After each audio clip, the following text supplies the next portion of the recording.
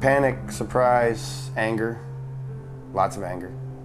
The instant violence, the level of the kinetic attacks, both coming at us and going away. I thought I was prepared for it, but I wasn't.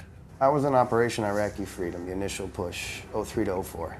My war was the Vietnam War. The first thing I saw in combat was the immediate aftermath of B-52 strikes, where there were just lots of bodies, lots of things that had been human just minutes before.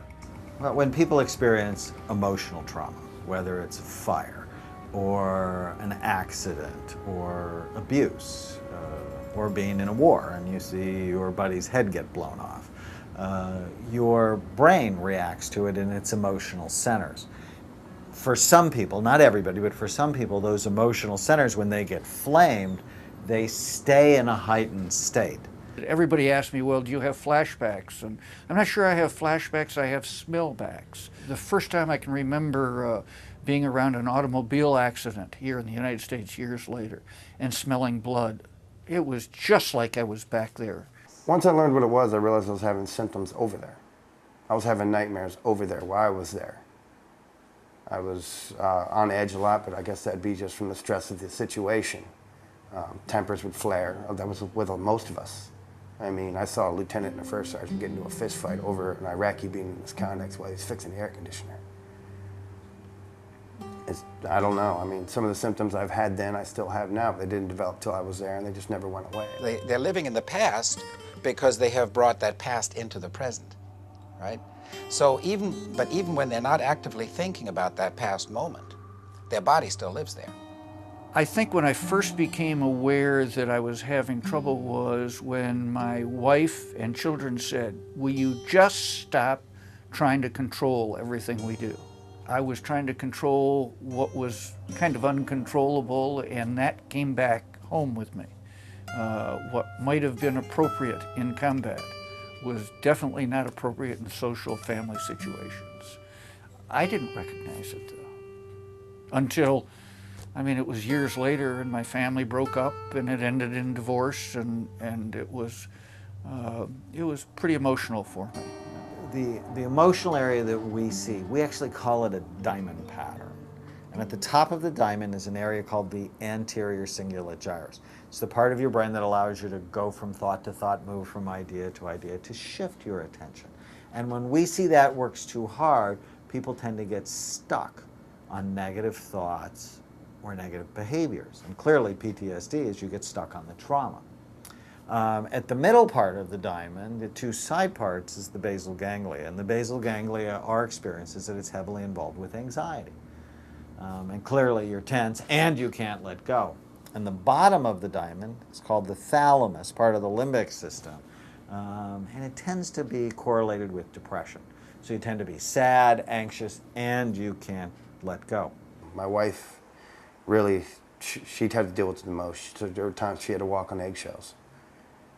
There was a while there it was real bad. It's my reason for not being in the Army. They put me out on it. It affects everybody around you. So where does resolution lie for post-traumatic stress disorder? It means basically decoupling that body memory from the historical memory. And that is what we do with neurofeedback. I was a neurofeedback therapist before I did imaging. In fact, it's part of the road that got me to imaging. Doing neurofeedback taught me to look at the brain and to go about changing it.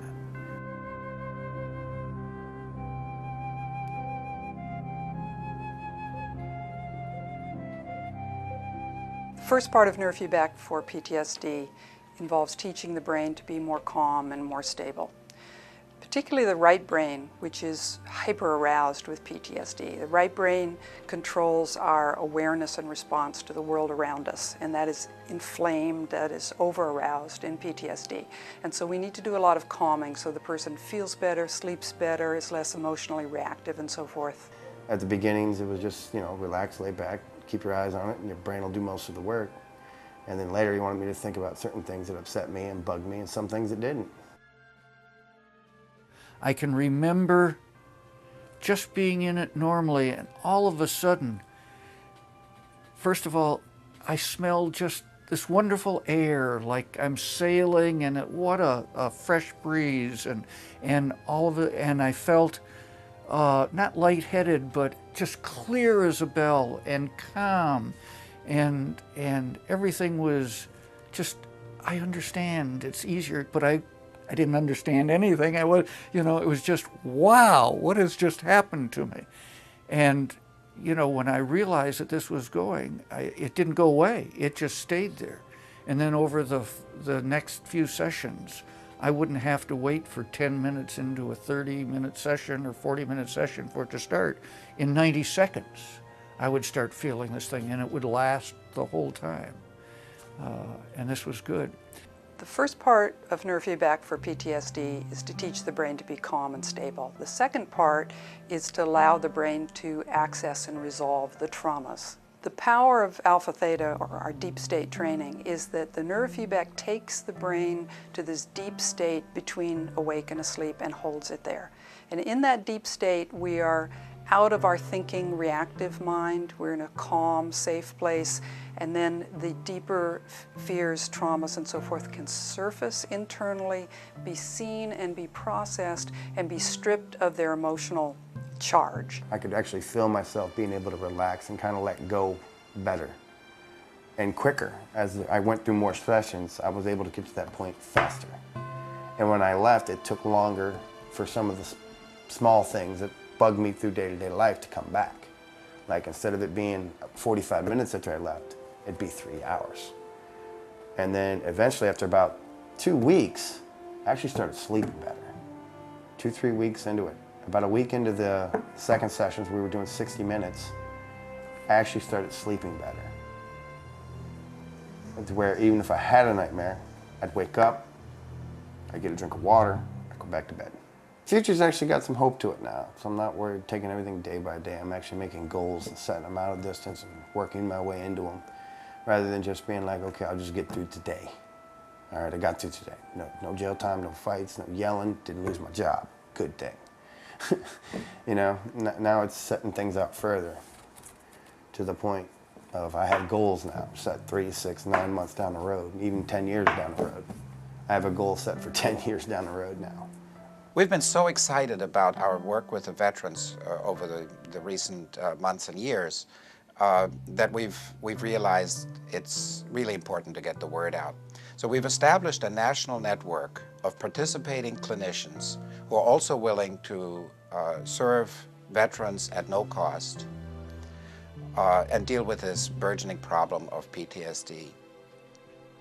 The research on this technique goes back more than 10 years.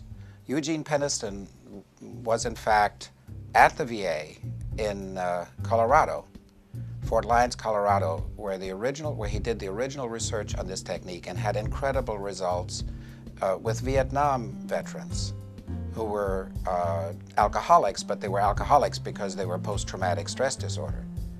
And so in that case, there was a joint remediation of the PTSD and of the alcoholism because they were so closely entwined. The resolution of the one meant the resolution of the other. And the fact is that every person in that research program succeeded, bar none, after many, many years of treatment failure. The results were staggering, and now we've had further replications, and now we're just doing this work here on a daily basis, and the results are just continuing to pour out of this. The treatment is quick and it's effective, and it turns these people's lives around. I don't know how, I don't know why, it just works.